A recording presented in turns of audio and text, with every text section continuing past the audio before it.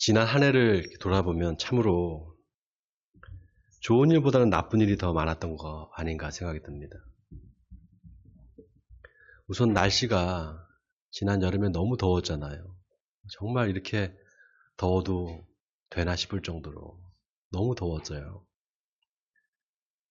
또 경제적으로도 어려운 정말 한 해였습니다. 많은 사람들이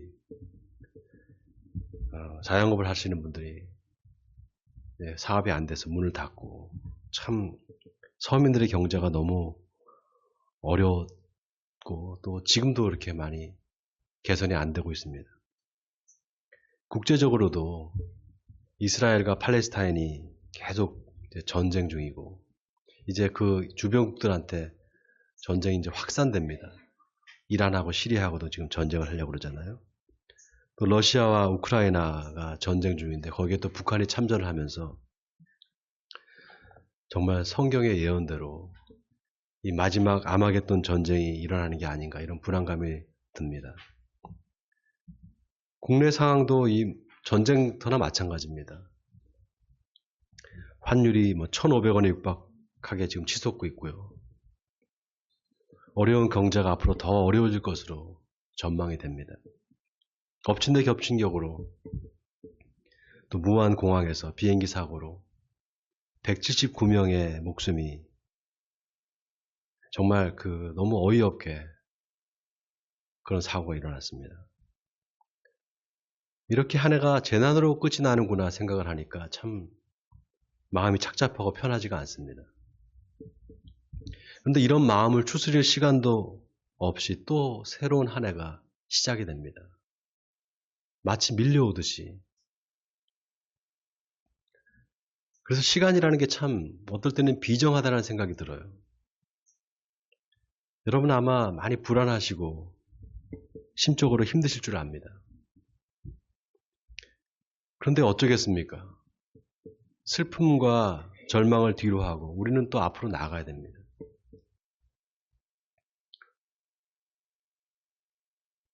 그래서 우리가 이 시점에서 꼭 잊지 말아야 될 게 있어요. 이렇게 어려움과 슬픔이 계속되고 또 힘든 일이 계속 있지만 그래도 이 세상의 역사를 하나님께서 주관하신다는 사실을 우리가 믿어야 돼요. 역사의 주인이 하나님이시라는 사실을 믿어야 됩니다. 그리고 또 하나 믿어야 될 게 그 하나님이 선하시다는 사실이에요. 우리한테 이 믿음이 있어야 됩니다. 그리고 이 믿음이 어느 때보다도 필요한 때입니다. 베드로 후서 2장에 보면 아브라함의 조카 롯이 소돔 땅에 살면서 그 소돔 땅의 사람들의 불법한 행위를 보면서 마음이 상했다. 그 의로운 심령이 상했다 이렇게 나와 있습니다. 의롭게 살려고 하면은 세상에서 고통을 당합니다. 또 마음이 상하게 됩니다. 놀랍게도 예수님은 심령이 가난한 자는 복이 있나니 천국이 저희 것이며 애통하는 자는 복이 있나니 저들이 위로를 받을 것이며 이렇게 말했습니다. 심령이 가난하고 애통해하는 건 다 의인이 겪는 고난입니다.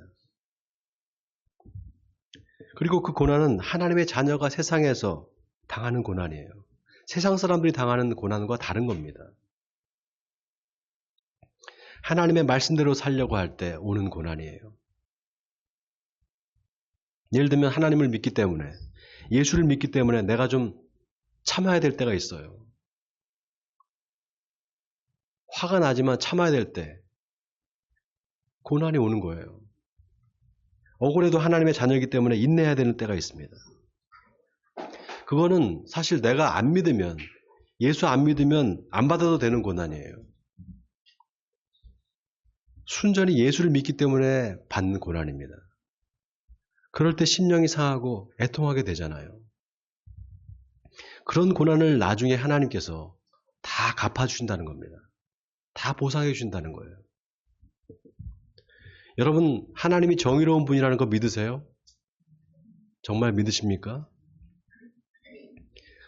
그런데 세상에서 이 하나님의 공의가 실현되기가 참 어렵습니다. 얼마나 어려운가 하면은요. 누가복음에 예수님께서 한 비유를 말씀하셔요.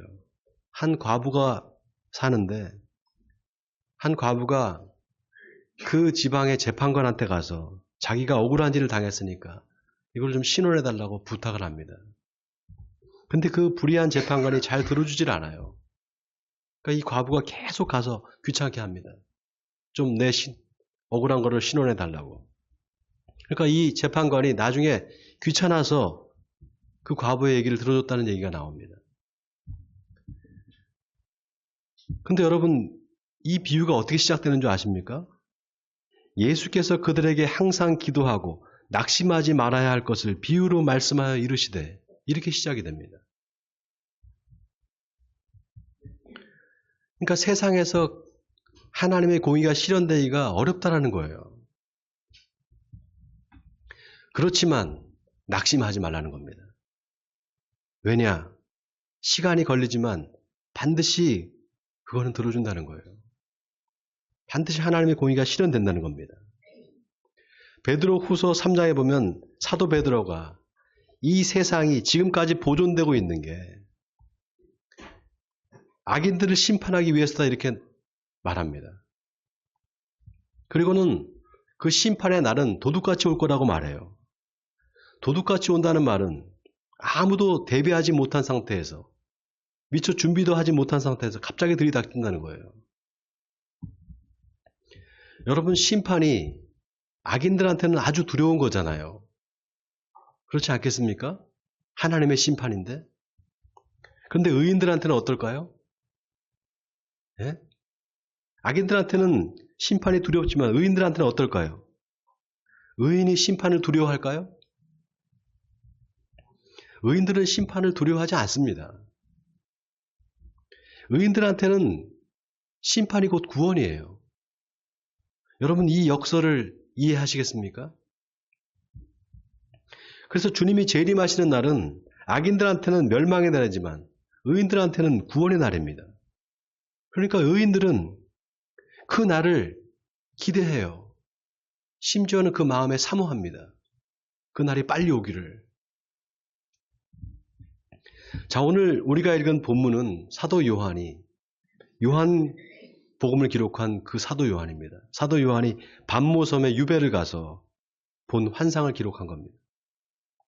요한이 본 환상은 새 하늘과 새 땅입니다. 이게 말하자면 신천신지입니다. 저 2단 신천지가 바로 요 요한계시록 21장 요 구절을 딱 따서 자기들 교회 이름으로 쓴 거예요. 신천지 장막 성전이래 가지고.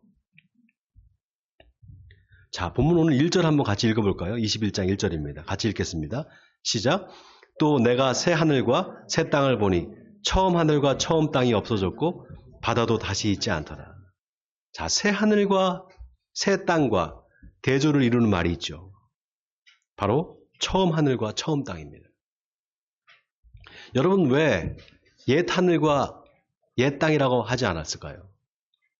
왜 옛 땅이라고 하지 않고 왜 옛 하늘이라고 하지 않고 처음 하늘과 처음 땅이라고 했을까요? 자, 이거는 시간을 하나님의 창조의 때로 소급시키는 겁니다. 바로 창세기 1장에 하나님께서 세상을 창조하신 때, 그때 그 처음 하늘과 처음 땅이 이제 없어졌다는 거예요. 그리고 새 하늘과 새 땅이 이제 시작됐다는 겁니다. 여러분, 이걸 뭘 말하는 걸까요? 여러분, 우리가 사는 이 세상이 하나님이 창조한 세상이잖아요. 하나님이 창조한 세상에 우리가 지금 살고 있죠? 그럼 이 세상이 없어지고 새 하늘과 새 땅이 되려면 어떻게 될까요? 우리가 사는 이 세상이 없어져 버리고 새 하늘과 새 땅이 되려면 어떻게 돼요? 우주적 대격변이 일어나야 되겠죠. 해성이 지구에 충돌해가지고 예를 들면 인류가 다 죽거나 환경재앙으로 빙하기가 오거나 또 지구 온도가 한 100도쯤 올라가서 인류가 다 멸종하거나 그럼 이 세상이 없어지겠죠.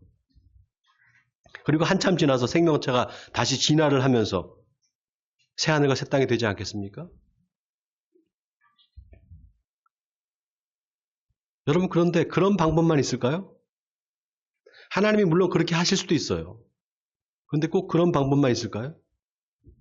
다른 방법이 있어요. 그거는 바로 사람을 바꾸는 일입니다. 사람을 바꾸면 돼요. 세상을 바꾸는 것보다 세상에 사는 사람들을 바꾸면 돼요. 어떤 게 더 낫겠습니까? 이 우주의 물리적인 환경을 다 바꾸는 것보다 사람 하나 바꾸는 게 더 낫지 않겠습니까? 여러분, 우리가 이걸 꼭 알아야 돼요. 하나님은 이 세상을 미워하시는 분이 아니에요. 이 세상을 미워하고 증오하시는 분이 아닙니다. 하나님이 이 세상을 사랑하세요.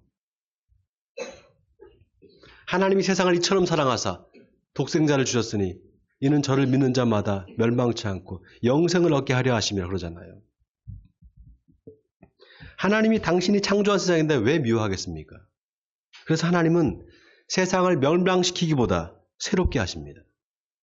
새롭게 바꿔주세요. 바로 사람을 통해서 세상을 새롭게 재창조하시는 겁니다. 바로 예수님이 그 모델이에요.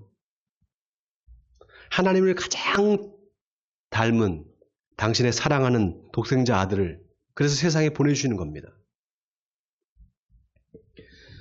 그래서 요한복음에 보면 예수님이 니고데모한테 내가 진실로 내게 이르노니 사람이 거듭나지 않으면 하나님의 나라를 볼 수 없느니라. 여러분, 이 말이 얼마나 의미심장한 말인지 모릅니다. 니고데모가 그 말을 하니까 그러면 예수님 어떻게 사람이 다시 모태에 들어갔다 나와야 됩니까? 그렇게 말합니다. 그때 예수님께서 뭐라고 하셨습니까? 내가 진실로 내게 이르노니 사람이 물과 성령으로 거듭나지 않으면 하나님 나라에 들어갈 수 없느니라 그럽니다. 처음에는 볼 수 없느니라 그랬다가 나중엔 들어갈 수 없느니라 그래요. 이 말은 회개하고 거듭나야만 하나님의 나라에 들어간다는 겁니다. 그런 의미에서 처음 하늘과 처음 땅은 죄악으로 물든 세상을 말합니다. 반면에 새 하늘과 새 땅은 예수님을 믿음으로 말미암아 거듭난 사람들이 사는 세상입니다. 그래서 거듭남의 사건은 곧 처음 하늘과 처음 땅이 없어지고 새 하늘과 새 땅이 되는 사건입니다.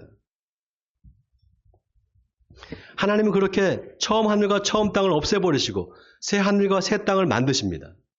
바로 우리 한 사람 한 사람을 물과 성령으로 거듭나게 하심으로 세상을 재창조하시는 겁니다. 오늘 사도 요한이 바로 그 비전을 보고 있는 거예요. 자, 세상은 어떤 세상인가? 오늘 본문 1절에 바다도 다시 있지 않더라 그랬습니다. 여러분, 여기서 바다는 그 바다가 아니에요. 악의 시면을 말합니다. 그래서 바다가 없어졌다는 것은 이제 악이 없어졌다는 거예요. 악이 사라졌다는 겁니다. 그리고 또 요한이 보니까 이제 거룩한 성 새 예루살렘이 하나님께로부터 하늘에서 내려옵니다. 그거를 지금 사도 요한이 보고 있는 거예요. 환상 중에. 그런데 그 모습이 마치 신부가 남편을 위해서 단장한 것 같더라는 거예요. 여러분, 하나님이 계신 곳이 천국이라면 그 천국이 어디에 있을까요?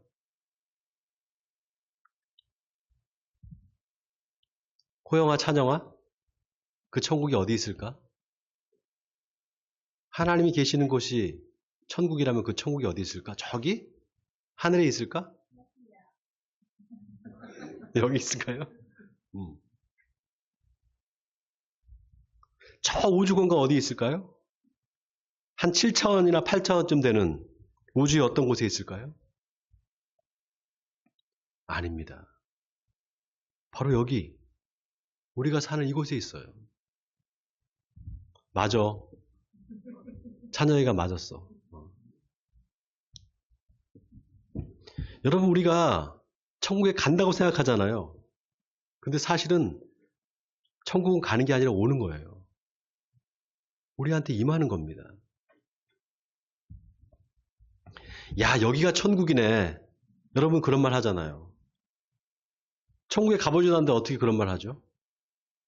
천국에 가보지도 않아놓고선 너무 좋고 너무 기쁘고 너무 감사하면 여기가 천국이거나 그러잖아요. 가보지 않았지만 천국이 있다면 그럴 것 같은 거예요. 그래서 중요한 건 우리가 천국을 이 땅에서 경험해 봐야 돼요. 경험해 봐야만, 다시 말해서 천국을 봐야만 들어갈 수 있는 거예요. 사람이 거듭나지 않으면 하나님의 나라를 볼 수 없느니라 그랬단 말이죠. 먼저 보고 경험해야만 들어갈 수 있는 겁니다. 그런 의미에서 오늘 사도 요한이 환상 중에 본 새하늘과 새 땅은 천국이 어떤 곳인지를 구체적으로 보여줍니다.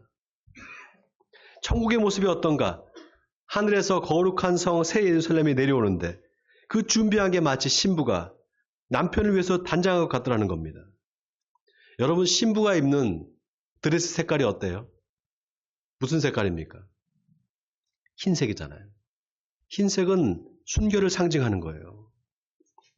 그에게 빛나고 깨끗한 세마포 옷을 입도록 허락하셨으니 이 세마포 옷은 성도들의 옳은 행실로다. 그러니까 신부가 남편을 위해서 단장한 모습 같다는 건 고난 중에도 끝까지 하나님의 말씀에 순종한 성도들이 이제 신부가 돼서 신랑 되신 예수님을 맞이한다는 겁니다. 더 놀라운 건 그때 보좌에서 음성이 들리기 시작합니다.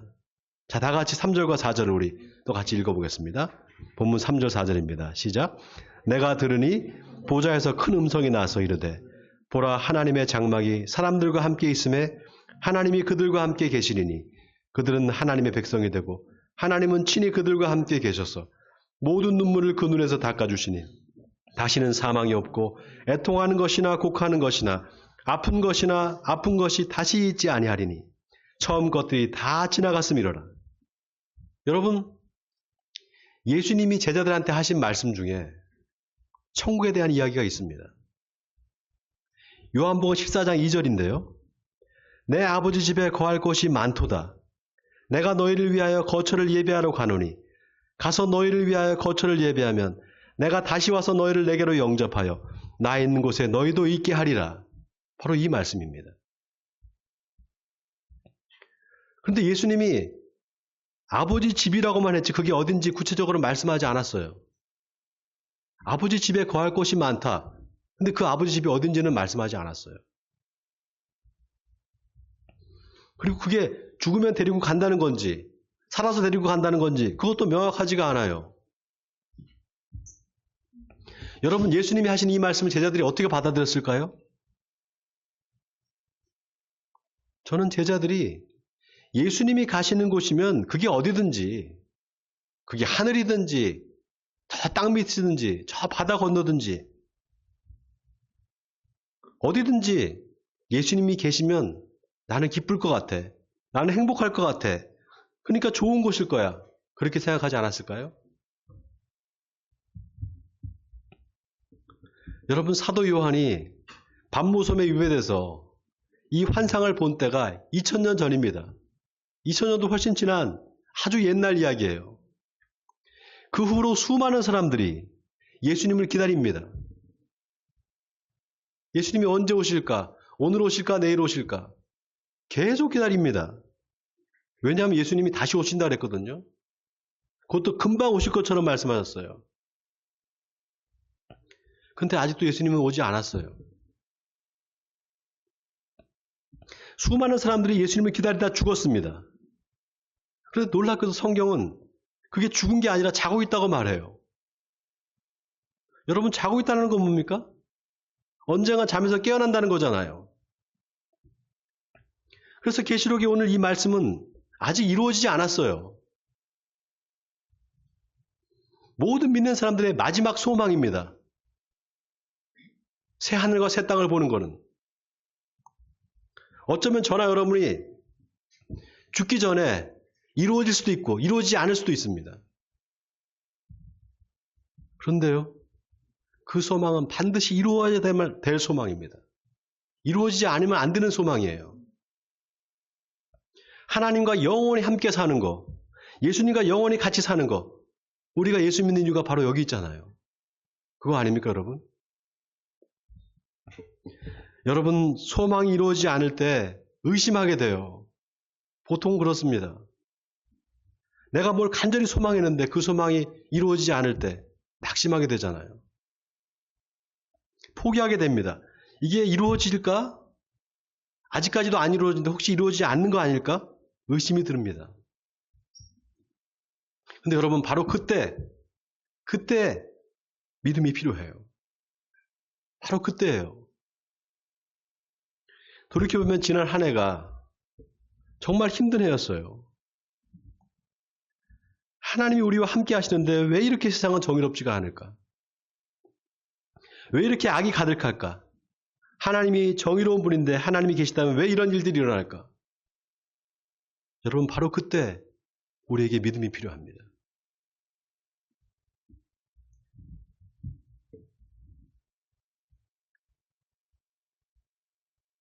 우리가 믿어야 할 것은 그럼에도 불구하고입니다.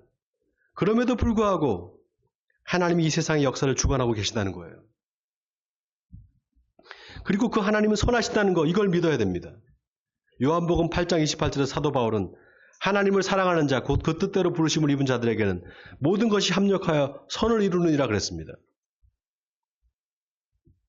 그래서 참 아이러니하게도 하나님은 이 세상에서 정의가 불의를 이기지 못하는 것 같고 선이 약을 이기지 못할 것 같이 그렇게 막 악이 창궐할 때 우리로 하여금 세상에서 희망을 버리게 하세요. 그리고 하나님을 바라보게 하십니다. 바로 하나님의 영원한 소망을 바라보게 하세요. 도무지 불의가 해결되지 않을 것 같고 또 기도가 금방 응답되지 않더라도 포기하지 말아야 될 이유가 바로 여기 있습니다. 그 이유는 그런 모든 의에 대한 갈급한 소망이 나로 말미암은 게 아니라 바로 하나님으로부터 말미암았기 때문입니다. 여러분 지난주에 설교 들으셨죠? 사도 바울이 빌립보 교회 교인들한테 뭐라고 했습니까? 하나님께서는 우리에게 당신이 기뻐하시는 뜻을 소망으로 주신다고. 그래서 우리로 하여금 이루게 하신다고. 그 소망을 주시는 이는 하나님이시라고 말했잖아요. 여러분 하나님이 여러분과 함께 계심을 믿으십니까? 하나님이 내 안에 계심을 믿으세요? 하나님이 당신의 기뻐하신 뜻을 위해서 우리에게 소망을 주시고 그 소망을 이루어 가실 걸 믿으십니까?